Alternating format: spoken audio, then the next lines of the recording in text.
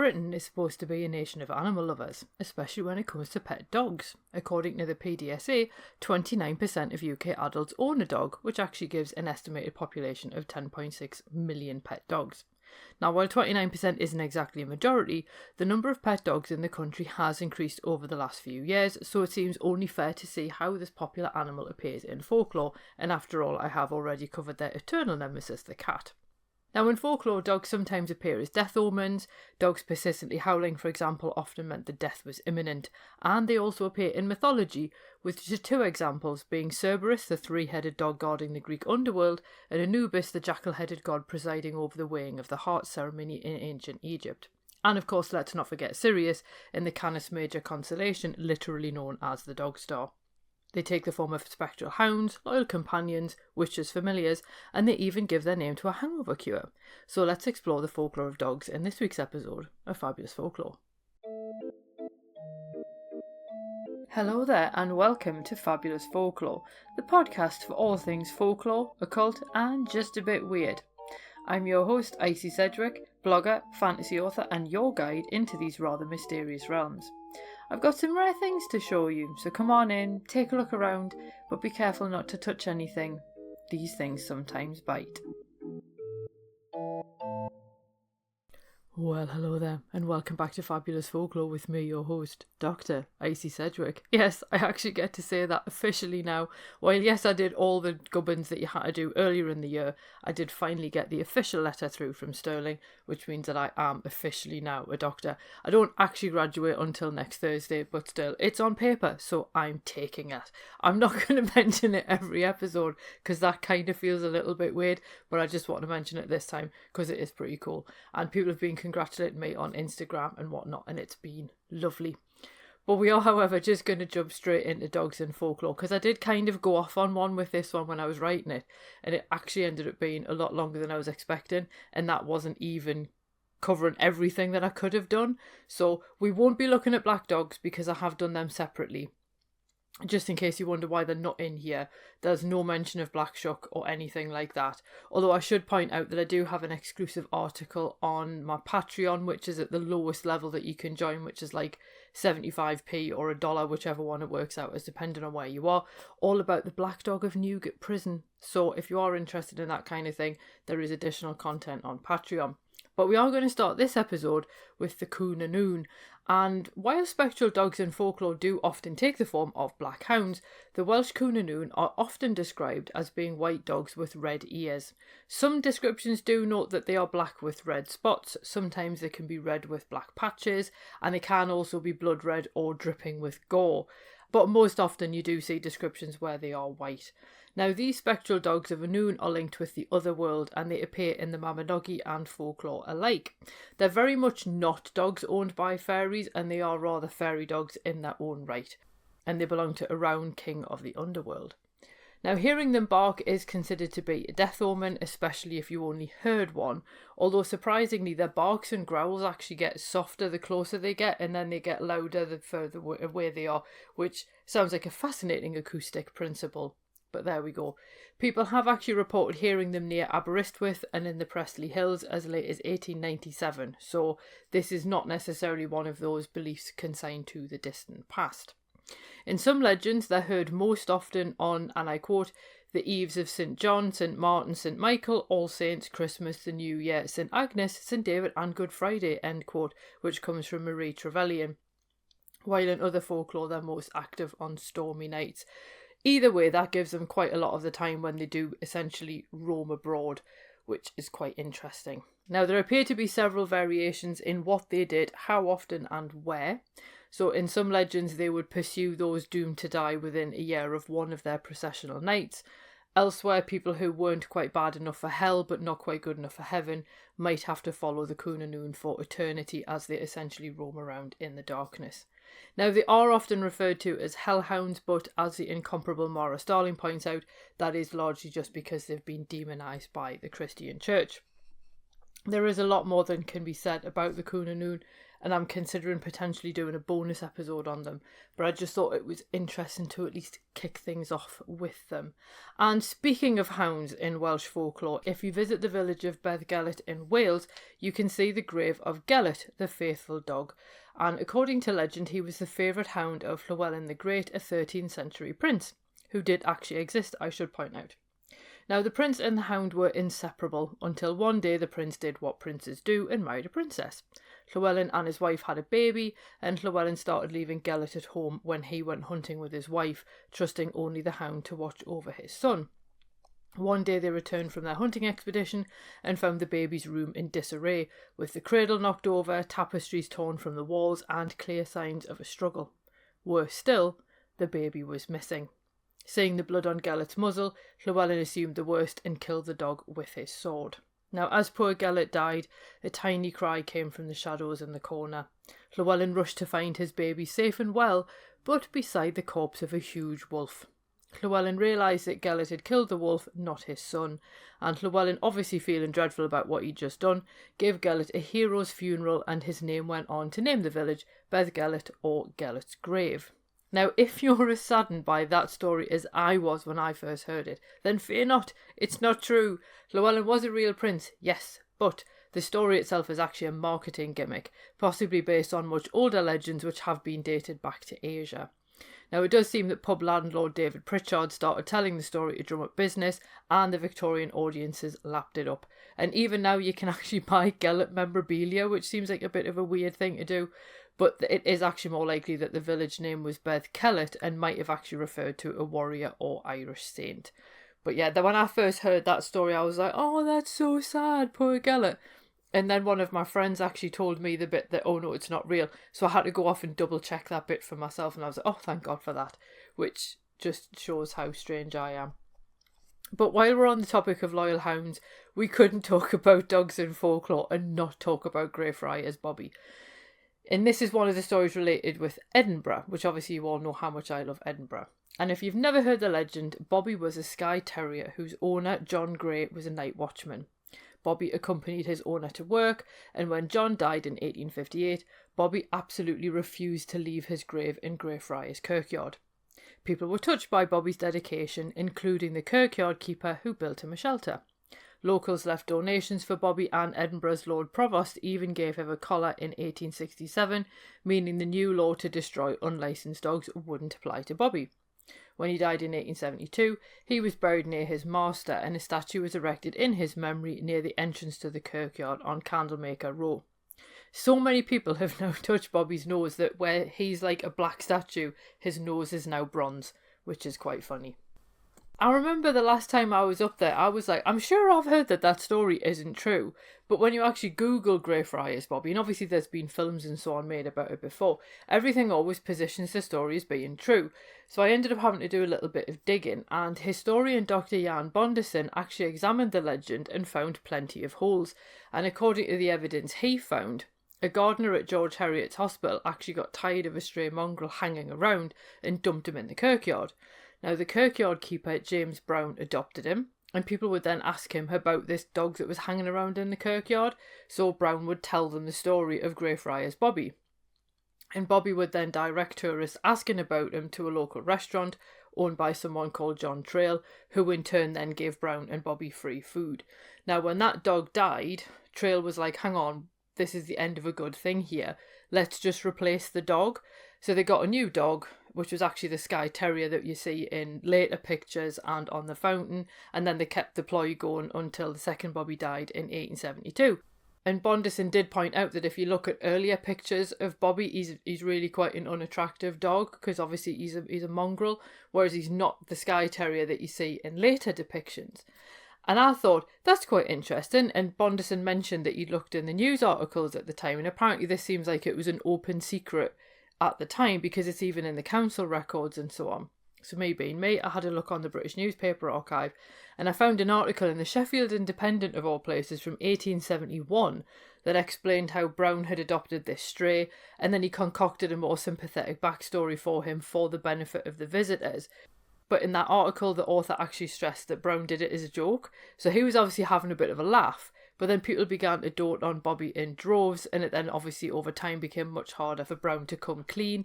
So then while the legend of Greyfriars Bobby is a lovely story, and in either version obviously Bobby is still a loyal dog to his master, so that bit isn't untrue.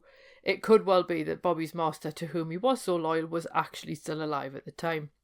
Which of course doesn't exactly make quite as good a film compared to the legend that obviously everybody is probably familiar with. But yeah, there's been a number of times I've been up there and I've heard people relating the story as being absolutely true next to Bobby's grave in the kirkyard, and I'm like, I'm pretty sure it's not. But Greyfriars isn't the only burial place to boast a legend of a loyal dog that wouldn't leave his master's grave, because St Patrick's Cathedral in Dublin likewise has a tale of such a dog, in this case a Newfoundland, which is one of my absolute favourite breeds. He was a beloved dog of John McNeill Boyd, who was the captain of the HMS Ajax, and Boyd drowned on 9th of February 1861 while trying to help rescue the crew of the Neptune during a storm. Now, according to legend, his Newfoundland dog was in the rescue boat that tried to find him, but sadly no one found his body for weeks, although he was eventually brought back to St Patrick's Cathedral once they did recover his body. According to the story, the dog refused to leave his grave until the dog eventually sadly starved. Now, there are reports of the spectral Newfoundland in the graveyard, while the former Dean David Wilson in the 50s also apparently saw the dog inside the cathedral by a statue of Boyd. I went to go and have a look because of course I did when I was in Dublin. I didn't see any sight nor sound of a ghostly Newfoundland, which I was quite sad about because I do love them, but I just thought that that was quite an interesting legend, that it's a similar idea of a dog that won't leave somebody's grave, but yet in this case the dog seems to have taken on a ghostly aspect, which isn't something that gets associated with Greyfriars Bobby. But given all of this discussion of loyal canine companions, would it surprise you to learn that some people actually thought that dogs were witches' familiars? Not only did witches confess to meeting the devil in dog form, during the Pendle witch trials, Alison Device actually claimed her familiar took the form of a black hound. And probably the most spectacular celebrity dog witch familiar actually appears in stories from the English Civil War, when the parliamentarians grew convinced that the royalist Prince Rupert's dog, Boy, had supernatural powers, and he was apparently a poodle. According to the propaganda, this invincible boy could find treasure, catch bullets in his mouth, and even issue prophecies. And you sort of think, if that was true, surely he might have actually given them some advice to maybe not continue the English Civil War. I don't know. Somebody did actually shoot the poodle at the Battle of Marsimoor in 1644 because they were so convinced that he was actually Prince Rupert's familiar. And I did also think it was quite interesting to have a look at, obviously, my local area, because you know how much I like to try and get northeast history into these things where I can. But weirdly, in the northeast of England, as far as we currently know, according to the evidence that is available, the only real direct mention of a witch's familiar was actually a black greyhound. There are tales of witches turning into cats, but it seems that familiars were much less of a concept for them, and there are reasons as to why that might be, but that is something for a different episode, I think. And obviously I do have a separate episode on witches' familiars. But it is quite surprising that the only real mention in the northeast is of this singular black greyhound, because the dog was one of the most common animal familiar forms, obviously alongside the cat. Although, in all honesty, given how many people may have kept dogs to control rodent numbers, to guard livestock, or simply to provide company, it's unsurprising that dogs might be seen to be familiars, because obviously the fact that they're more obedient than cats probably helps. And I always thought cats would be a really dreadful choice of familiar when you consider they just do what they want, when they want, all that kind of thing. They just don't really seem like an animal that you would trust to just go and do stuff for you. But anyway, we're going to go from one extreme to the other at this point, and we're going to have a quick look at the idea of the hair of the dog, which refers to a folk belief that you could cure a dog bite wound by putting a hair from the dog that caused the bite in the wound, and that single hair usually came from the tail.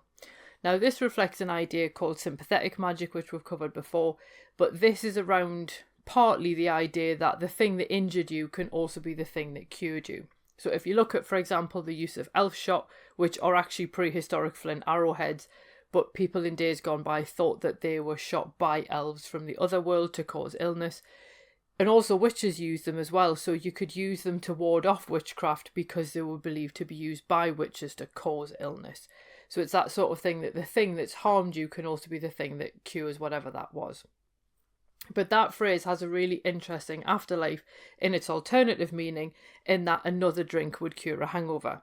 And Frank M. Paulson in 1961 even researched this and actually found specific versions of the belief. So, for example, some stated that you needed to drink scotch if you'd been drinking scotch the night before, which would cure your hangover. And that is basically the literal translation of the hair of the dog that bit you into hangover cures. But finally, I didn't want to dwell on fairy dogs too much because obviously we have already looked at the Cunanun, and as I say, I've already got things like the Barghest, who's sometimes described as a goblin dog, as a separate episode. But there was a tale of witchcraft in Lewis from 1899 involving the tooth of a fairy dog that caught my eye that I just wanted to run by you to see what you make of this. So in the description of the court proceedings, Kate McGaskill offered a not guilty plea after accusations by Mrs. McKay that she owned a tooth with, and I quote, peculiar properties, end quote, including the ability to both kill people or to heal sick men and animals, which is quite an interesting Venn diagram. According to Mrs. McKay, this Mrs. McCaskill needed to put the tooth down Mrs. McKay's chimney, which would cause a house fire. Now, Mrs. McKay admitted that she didn't actually think it could do so, apparently to much hilarity as part of the trial.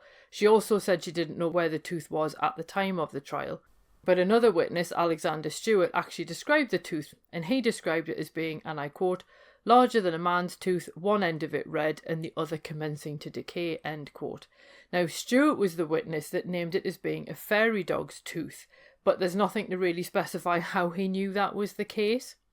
A third witness then reported an incident in which an old woman dipped the tooth in water and would then give that to sick cattle to drink, which would cure them, which is quite an interesting thing to be able to do.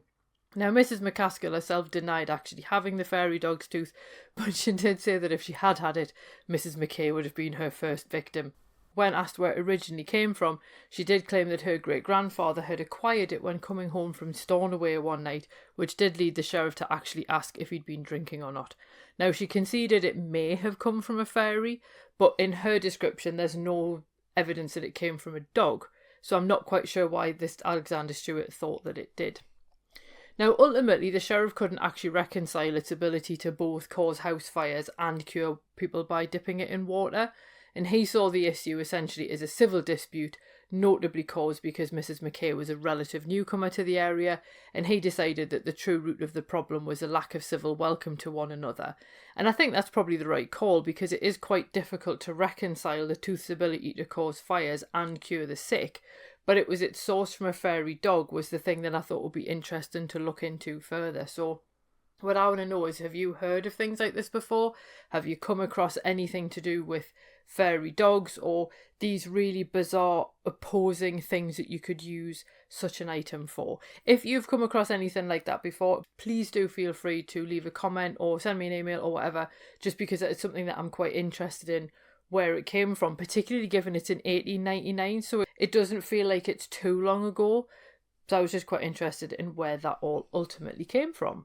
So what do we make of dogs in folklore? Well, I think in these particular cases, we can definitely see that dogs are portrayed, even in the folklore, as being loyal, they're more obedient, and there's definitely this theme of the loyal hound within some of these stories, particularly around things like Gelert or Greyfriars Bobby, or indeed even the Newfoundland in St. Patrick's Cathedral. And I think those dogs that are believed to have been genuine dogs, so real hounds, do definitely have that loyalty theme.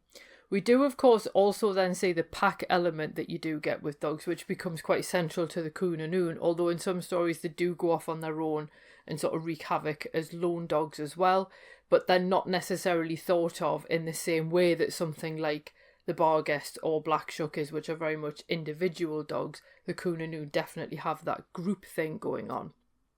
But of course, what's quite interesting with a lot of these stories is they don't even need to be real to be believed. So if you look at both Bev Gelert and Greyfriars Bobby, both of those stories sound quite plausible given what we know of canine nature.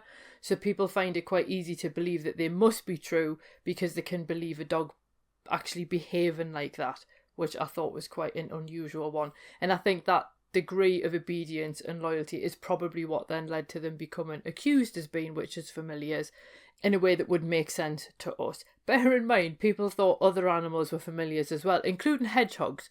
So The idea of familiars has interesting connotations, but I do think of all the animals that could potentially be a familiar, if you're thinking of this as being a spirit that is going to go out and do things on your behalf and come back, while in a lot of the witch confessions there's an idea that the familiar is actually a spirit of its own volition, taking the form of the animal. In order to see them actually enact these things, the dog does obviously make a little bit more sense. But I just thought that was quite an interesting thing, that you get greyhounds in the northeast, because it's something that we're quite famous for in a lot of the stereotypical imagery. But anyway, let me know what you think. We're actually going to have a look at horses next week, because I suddenly thought, oh, horses would be quite good. I am going to keep cattle for when we have a look at more agricultural folklore, so I thought I'll keep them for that. But horses, because the fact that they've got uses beyond agriculture, I thought we'll have a look at them. And of course, they pop up in all kinds of stuff, from like skulls used in house protection through to different deities and so on. So horses should definitely be an interesting one. As always, if you've got any requests for the final week of November, please do let me know. Remember, December is going to be a Christmas free zone, which some of you have already been very, very pleased to hear. So I am glad that that has gone down well. But other than that, I hope that you have a marvellous week ahead, and I will see you soon. Cheerio. Well, thanks for listening, and I hope you enjoyed that episode. If you did, feel free to leave a review wherever you listen to podcasts, because that helps other people find the show too. It also takes between 4 and 6 hours to research, write, record and edit these episodes, so if you want to help support my time in doing that, then you can buy me a coffee, or you can join the Fabulous Folklore family on Patreon and enjoy extra benefits, including exclusive episodes and articles and even illustrated talks. All the links you need are below, and thanks in advance.